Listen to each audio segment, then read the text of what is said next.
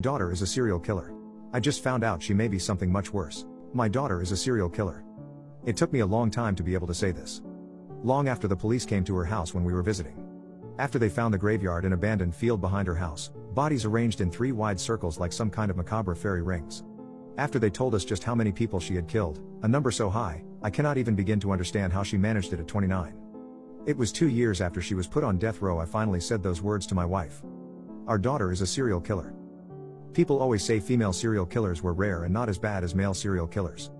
But Fiona was right up there with Bundy and Dahmer when it came to the brutality of her kills.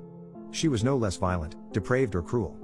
The collection of her victims' hearts she kept in her fridge was every indication of that, and so were the coroner's reports that each victim had been kept alive for days, tortured, starved before Fiona finally killed them. It was a mercy in the end for them. Death. Nobody would want to live in the aftermath of what she did. The cop told me that the coroner had been gray when she said this. That in 25 years of policing work he had never seen anything this awful. Some nights I still wake up in terror from nightmares of what she did. The strangest thing about all this was that Fiona was a tiny little thing. The police were utterly flummoxed as to how she had managed to do any of this. Worse still, they couldn't figure out just how she had killed these people. The cuts were so clean. Like a surgeon's hand. But there was nothing in the world that could have made these cuts.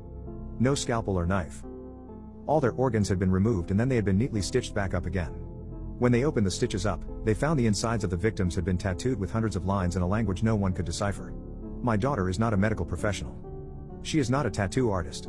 She only speaks 2 languages. English and Spanish. We avoided the press, but that didn't mean the articles wouldn't be written. And the articles came.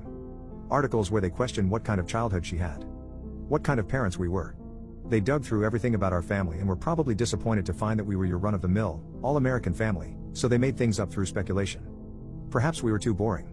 Perhaps the normalcy was the problem. Or perhaps we were just very good at covering our tracks. Either way, the fallout was that my wife and I lost our jobs. We were accosted on the streets. Our tires were flattened multiple times and 3 times I've had to remove graffiti from the sides of our house calling us unspeakable things. My son couldn't handle it. He and his wife had to change their names and leave the state. We couldn't do that though. Who would visit Fiona in prison if we left? I know people wanted to think Fiona was an oddball. That these killer tendencies had manifested in her because she was weird, a loner of sorts. No. Fiona was a popular kid. She was a great daughter, never missed a chance to come visit and help us. She was a cheerleader and did well in school. She had a group of friends she grew up with. She even married her childhood sweetheart. I can't say she was a good wife, however. Poor James, they found his head in the chest freezer in their basement. They still haven't found his body. It was the first time we visited her in prison that led me to finding what was in the attic. We were asked to try to get more information out of her. The police said that there were bodies they couldn't identify yet and that if we could get her to talk, it would help bring some peace to the victims' families. They also wanted to know how she did it. The guilt of what our child had done to other people's children made us go more than our love for our daughter. It felt like some small way of atonement, finding out what we could and helping in some way. Not that anything could make amends for giving birth to a monster. It happened on the day of the visit. We sat nervously and waited in a highly secure room within the most high-security prison. 2 wardens stood within the room with us, 2 stood outside and 4 wardens escorted Fiona, in chains, to us. When the door opened and our daughter walked in, what was alarming was to see the jovial smile on her face despite being chained at both her hands and feet. She looked remarkably well.